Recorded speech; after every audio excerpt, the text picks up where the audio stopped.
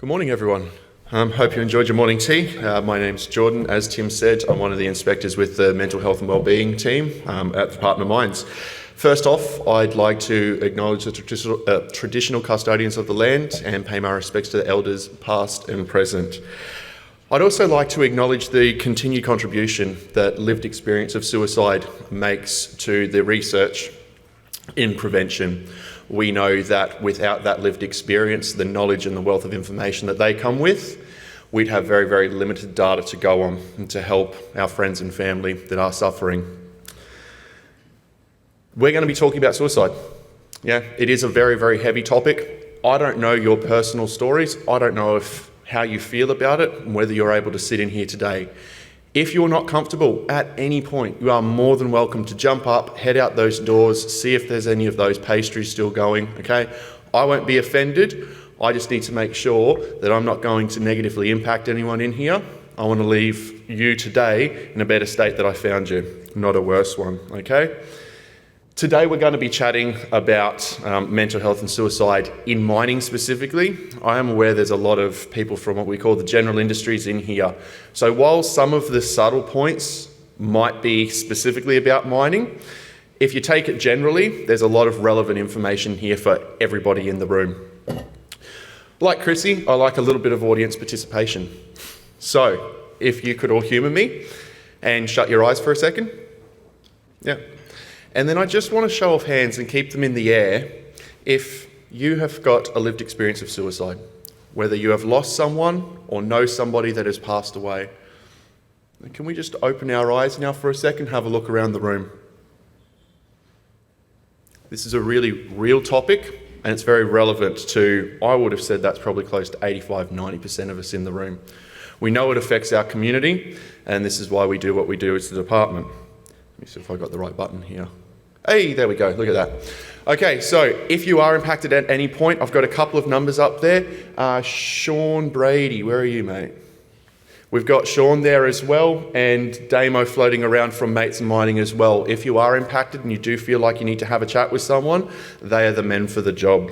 And myself, absolutely. Feel free to come and see me during the break if you need. So, what we're talking about, okay? I find a lot of the times when I'm dealing with reports of these things, the language gets very, very confusing, so I thought we'd just get it right up front, okay? Suicidal ideation. This is when those thoughts of suicide start to develop, okay? This doesn't necessarily mean the person's suicidal, but the thoughts are there. World Health Organization 2019 said that globally, 1 in 20 people in any 2-week period will have a thought of suicide, yeah? Now that doesn't necessarily mean that people are suicidal. I like to liken it to, if you jump in your cars after this and you're cruising home and that check engine light comes on in your car, what are you supposed to do? Pull over, have a look, take it to the mechanic. Something's not quite right. Doesn't necessarily mean that the car's going to clunk out on me right now, but something's going on. That's all that thought of suicide is. It's just that check engine light coming on saying, geez, we've got a lot on here, we need to do something about this. It's only when we put the little bit of black tape over it and we go, nah, she'll be right, she'll be right, she'll be right. Eventually, the most important engine's going to break down. And that's when suicidal ideation can develop into those behaviours. A suicide attempt, it's obviously when someone attempts to take their life and survives. Now, depending on the method that was used, this can leave people with lifelong physical and neurological disabilities. Particularly for us in the workplace as well. You might find that someone attempts to take their life and shows up the next day at work, okay? There can be a lot of shame associated with attempt of suicide as well. So what you might find, unless you have a good relationship with that person, they might not be willing to disclose that they have attempted to take their life, which can make the investigative process a little bit more complicated. Suicide is when someone does die by suicide. And self-harm is important as well. It might look like a suicide attempt, but if the person doesn't have the intention to self-harm, there can be any number of reasons why they are choosing to do that behaviour. So while it is a concerning behaviour, it may not necessarily indicate suicidal ideation. So what does the law say? Yeah, I assume, hopefully, we're all pretty competent with this now, so I won't drag it out, but PCBUs have a duty, so far as reasonably practicable, to ensure the health and safety of their workers. Okay? This extends now as well to our contractors and anyone on site that is carrying out work that could be directly influenced by us. Past that, and we're into the mines regs, okay? We fought really, really hard in this round of the regulations to have psychosocial hazards included, okay? Part of the reason is you just saw how many hands came up. As Chrissy said this morning, these regs and these acts are written in the blood of our colleagues. And so there has been a need identified. And we have to look at all of the different areas that might cause someone to be impacted and develop a work-related suicide risk. A reportable incident, taking that one step further, yeah?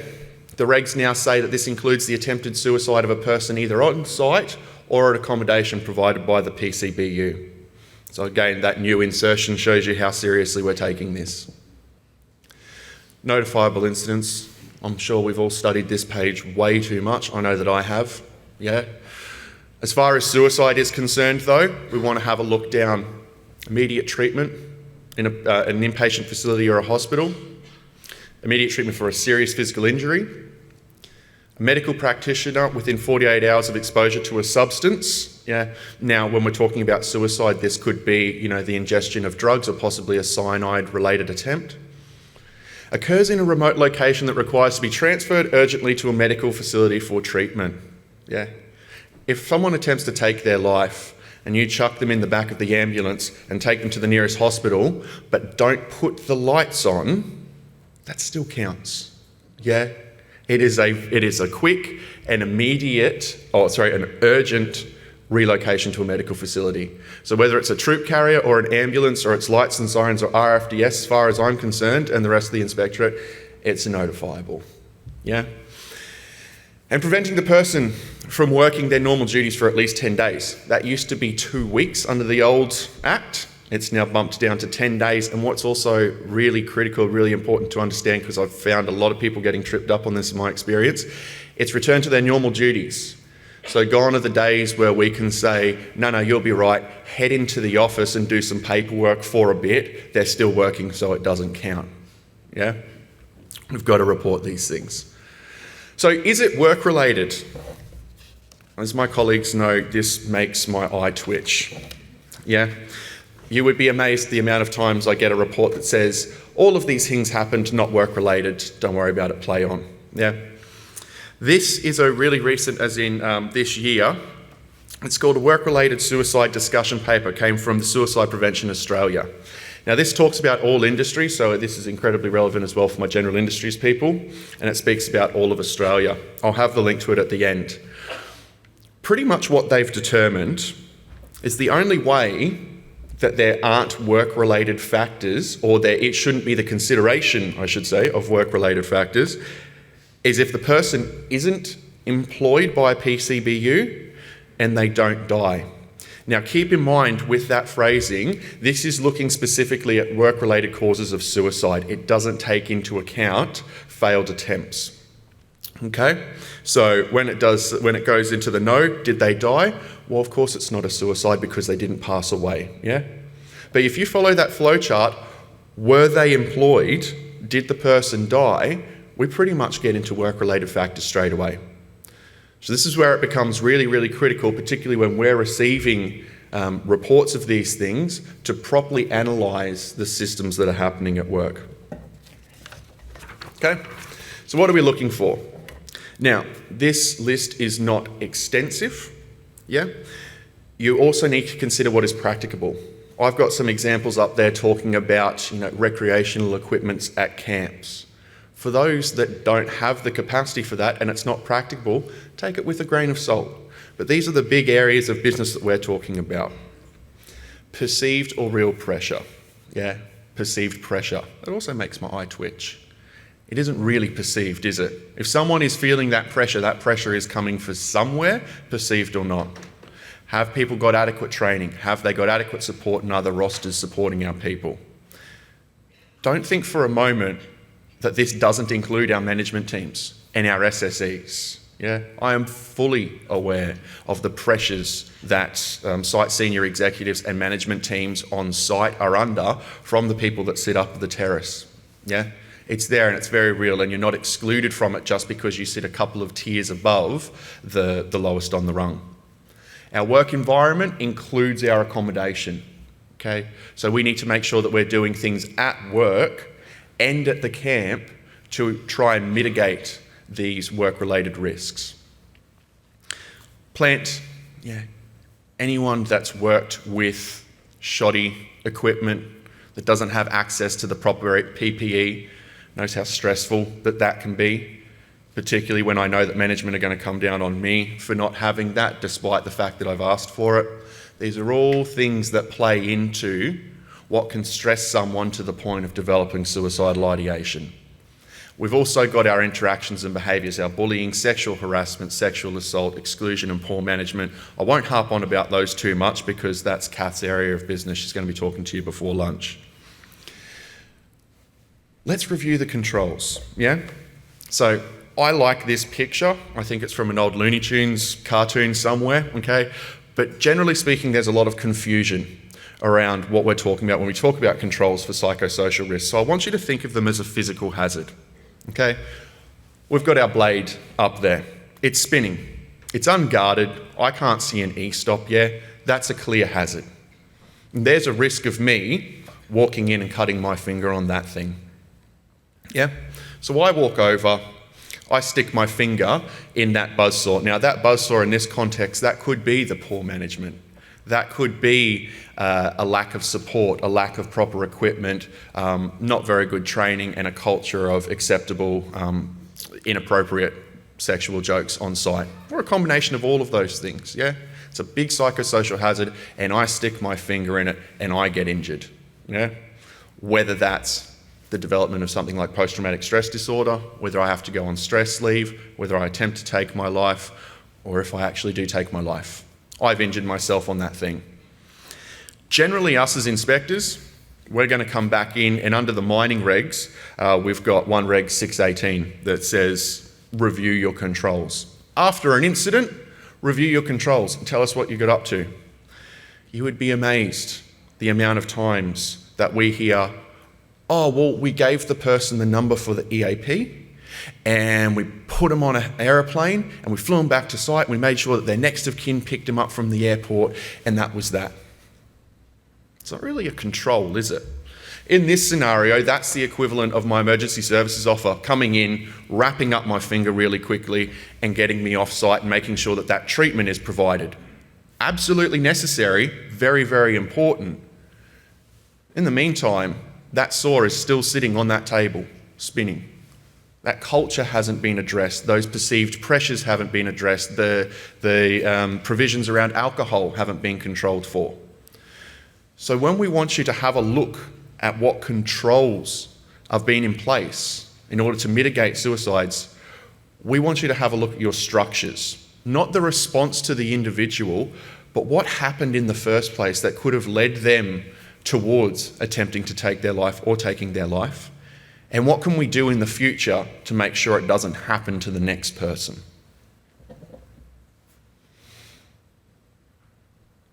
This picture, I believe, was in Jacksonville somewhere. I'm not 100% sure. Google gave it to me. Yeah?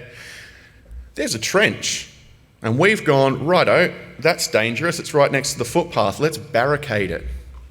Does that look well barricaded to anyone? No, not really. Yeah? Is it something that you see on site every now and then? You don't have to nod. I know you all are on the inside. Yeah? It's way too common. But we see this, and this again is a physical example of what we're talking about. We've got a hazard. We've put a control in place and we've gone, you beauty, that's barricaded. Off we go. And over time, the cones have fallen in, the tapes come down, the bars have come off the cones. That's not adequate anymore. When we have a look at things like our codes of practice, our employee assistance programs, our culture surveys that sometimes are done, these are things that, as Dean was talking about earlier, have a tendency to get done right at the start of a project and go, look at us, this is what we're doing, these are beautiful. And we put them in a nice little folder and they sit up on a bookshelf in corporate headquarters, and that's it, it's great, that's our control. It's not effective on the ground. No one is monitoring that, no one is reviewing it, no one is making sure that this is actually still working. Heck, some of the cones have actually fallen into the trench, yeah? It's a very, very ineffective control because it hasn't been monitored, it hasn't been reviewed. One of the other things that I'd like to point out in this picture is, and you can't see their heads, but there are a bunch of people standing on the side, on the footpath, having a look at that thing, yeah? Any one of them could have told Jacksonville City Council that that's all fallen in, that it's not effective anymore, that someone's going to get hurt, yeah? I've been in and out of mining for something like 15 years, yeah? I know full well what it's like to look at a control and go, absolutely not. That's stupid. Typical of management to do that, but it's none of my problem. I'm just going to leave it alone and I'm going to do my own thing. Or maybe I'm given a procedure that I go, this has absolutely no real-world consequence to me. I'm going to ensure my own safety by just going about doing my business, yeah? Meanwhile, not telling anyone that the control is failing. Not telling anyone that this needs to be fixed, that somebody's going to get hurt. It's the same with psychosocial hazards. If we are utilising our EAPs, if we are seeing holes in our codes of conduct, it's up to us as the workers to say, hey, listen, this isn't working anymore. Something needs to change. And when that sort of stuff starts to happen, that's when we get good consultation with our workforce, yeah? What I find interesting though is when we say, as Dean sort of pointed out, you've got these codes of conduct in there, you've got these EAPs working, yep, beautiful, excellent. I'm going to go and talk to your cleaner. I'm going to go and talk to your Peggy. I want to talk to the lab tech. What can you tell me about your EAP? Do you know the number? What does your code of conduct say? The blank stares are numerous, yeah? If it's not doing anything, it's not an effective control. So when we get into the point of department coming in and investigating something like an attempted suicide, and we say, hey, look, here's our EAP and our code of conduct, immediately my first reaction is to look at that and go, yeah, but is it working? And you'd be surprised the amount of times companies go, oh, I don't actually know. So how can we help? Yeah, managers, mental health pre-starts. This doesn't need to be talking about the heavy, big ticket items at 5:45 every single morning, yeah? I know that I would zone out for this. Have a bit of a chat around things like mindfulness. What are you getting up to on the weekend? What are you doing on your R&R? What are your reasons for being here? Why are you waking up? And what are you doing to take care of yourself? Yeah? Throw in every now and then about suicide prevention, about keeping an eye on your mates, all of this sort of stuff, yeah? You'd be amazed the difference just that consistent messaging that early morning can make. Contractor management, you are responsible for your contractors now. Gone are the days where you can say, okay, well, they were a drilling company with their own site leadership, that's a them problem. It's not anymore. And the more we go down this path post-COVID, the more we're seeing contractors and labour hire companies coming in and being an integrated part of the workforce. So understanding your contractors' needs and understanding the limitations to not only them doing their work, but also them living their life is very, very critical. Dean touched on the trauma-informed approach that we want to take. This can become really, really important when we're dealing with someone that has attempted to take their life. Okay? As I said earlier, there's feelings of shame, of guilt. It's not uncommon for someone that has attempted to take their life to just be so embarrassed they just want to crawl into a hole and don't want anyone to know. When we're dealing with people like this, I found, unfortunately, because it is a scary subject and that person is a risk to themselves and we don't want that risk on site. So we're going to pick them up, we're going to grab the nearest HR person or safety rep, we're going to put them on a flight, make sure that their partner meet them at the airport and send them on to the next available GP spot. Job done. It's not really trauma-informed, is it? Why did I attempt to take my life? What is going on that might have led me to this point? Being able to have those conversations in a non-judgmental way with your workers is what's going to draw this information out. It might be that the reason that I attempted to take my life was a heap of things going on at home. And you sticking me on a plane, calling my partner and saying, hey, Jordan's just attempted to take his life, you have to pick him up at the airport, is going to make things 10 times worse. The only way you're going to find that out is by sitting down with the person, understanding what their needs are, and facilitating those needs so far as is reasonably practicable. Okay? Monitor and review your workplace activities. Don't set and forget, okay? Don't leave that barricading to fall into the hole. And monitor yourselves. Dean was talking about this as well, yeah? We're not just managers anymore. We're not just here because of our technical expertise to manage and understand the tasks that my underlings have to do. We are on site with people 15, 16 hours a day by the time you add breakfast and dinner onto it, yeah? 7, 14, sometimes 21 days in a row. You're going to get to know these people very well. And if you do get to know them as a person, not just as a number, that's going to be excellent for a number of reasons. Number one, you're going to be able to see when their mood and their behaviour changes. You're going to be able to investigate that. And number two, they're going to feel comfortable coming to you and consulting with you, which is not only excellent because they bring the problems to you and you don't have to be sussing out if every single person's okay, but it's also going to provide a wealth of information about how your project's running. What are some of the limitations that people on the ground are having? And as Dean was saying, the amount of research around how a mentally healthy and a workforce that feels like they're valued, the amount of research that says how positive that is for profit is astronomical. Just getting to know your people, yeah? It's 2023, so hopefully I don't have to say this, but get to know your people consensually, yeah? Don't go in like a bulldozer and say, hey, how is everything? Hope you're well. How are the kids? Because you're probably going to get a lot of people like this. Yeah? Get to know them as a person, not just as a number. Workers, check in on your workmates. Yeah? It can be as simple as that. Like I said earlier, the same applies to the managers. When we're spending 15 hours a day, 14 days a week in each other's back pockets, you're going to get to know these people better than their family actually do. It's about knowing that. And it's about being able to see the changes in their behaviour and being able to talk to them about it. Don't get me wrong when I say this, because I absolutely am an advocate. If it's my lunch break and I want to sit on my phone, leave me alone. Yeah? However, if you have the opportunity to sit in the crib room, to sit in the smoko hut, and have some conversations, get to know people on a personal level.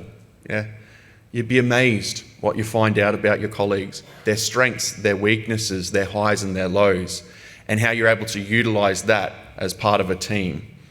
Not only in the production, but also understanding when someone is up and when someone is down and how to facilitate to find that balance.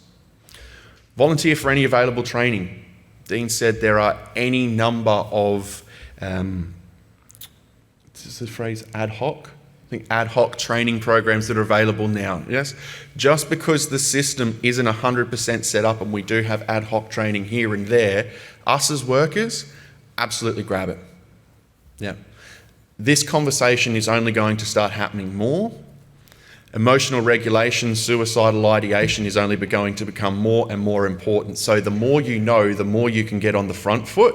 It's absolutely critical. So if there is something there that you can jump at, your mental health first aid, your living works training, whatever it might be, rip into it. I can't recommend it highly enough. And don't be afraid to say something. Okay. Prior to this role, I facilitated a lot of suicide prevention training. One of the questions that was constantly asked of us was, but if I talk to someone about suicide, isn't that going to put the idea in their head? The answer in a nutshell is no. People aren't that susceptible to change. If I am at my absolute lowest and you say to me, hey, are you thinking about suicide? Very, very, very, very small chance I'm going to go, that's what I was missing. Thanks for that. And off I go. Yeah, we're not that susceptible.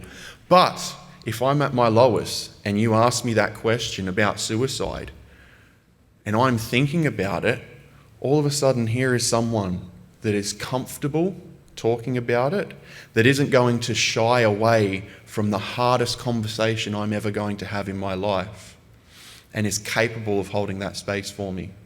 You would be amazed the difference that just asking that question can make.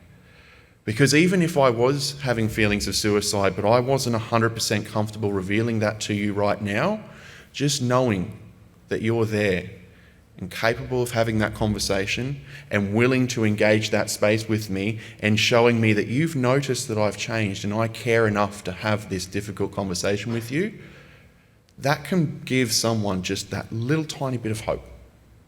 Just that spark that can set them off to be able to sort out everything that's going on with them. That's pretty much it from me. I know that got very, very heavy there as well. So if you were impacted, there's those numbers back up there again. I'm going to be hanging around all day to chat. You've got Sean and Damo from Mates in Mining here as well as our other psychosocial inspectors that are more than happy to chat with you. We've got a suicide in mining guidance sheet. It's sitting with the comms team at the moment. I'm hoping that it's out by the end of the month, though I'm not making any promises because this is the government we're talking about. Psychosocial hazards in the workplace and our mentally healthy workplaces for FIFO workers, codes of practice, they're sitting there as well. And that's also the reference to that work-related suicide discussion paper. If you are interested in this space, if you are a change agent or you are a HSE or a manager that is interested in how this contributes, there's some really fascinating insights in this document, and I highly recommend that you have a good read of it. That's us as well. We're on all of the socials, but I'm not even asking for any questions, so I've still got 2 minutes and 25. That's pretty much me. So thank you very much for listening, and yeah, don't be afraid to reach out if you do need a little bit of support after our chat today. Thanks.